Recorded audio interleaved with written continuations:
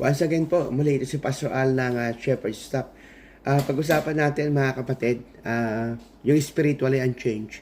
No, maraming Kristyano nakakilala sa Panginoon, pero bakit walang pagbabago? Ano po? And bakit spiritually unchanged pa rin? Alam niyo mga kapatid, merong danger yung pananatili na parehas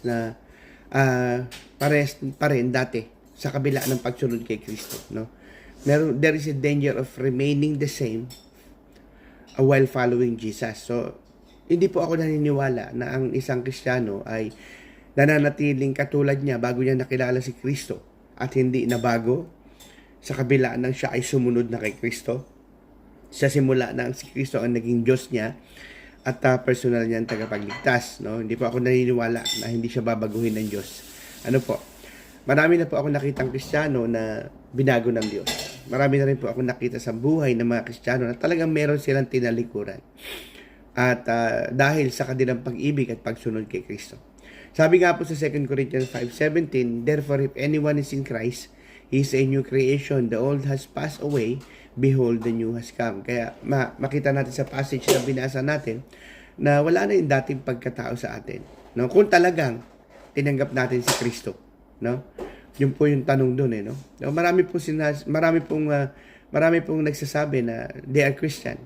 Pero hindi ho lahat sumunod, no? Sa labi lang po baka, pero sa pagsunod iba po, no? And one of the greatest dangers in Christian life is not persecution or suffering. It is a becoming comfortable without change. Kapatid, pagka nakita natin na ang buhay ng isang Kristiyano ay parang wala ng pagbabago, no? Parang he's the same before, bago niya nakilala kay Kristo. Tanungin po natin yung ating mga sarili. Ang tao po, pwedeng umatin ng simbahan, alam niya yung Bible verses, na po, nagsiserve sa ministry. Pero nananatiling unchanged sa karakter, sa priorities, saka sa obedience, may problema na po yun. Ang tunay pong sumunod kay Kristo, nababago ang karakter.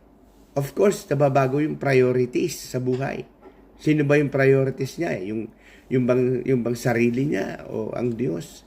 No? May ibang bagay bang mas mahalaga kaysa sa gawain ng Panginoon? No? Makikita mo rin yung obedience. Kung talaga pong sumunod ang tao, makikita natin yung kanyang obedience heart. Makikita mo po yan, yung pagsunod. God did not save us merely to forgive our sin.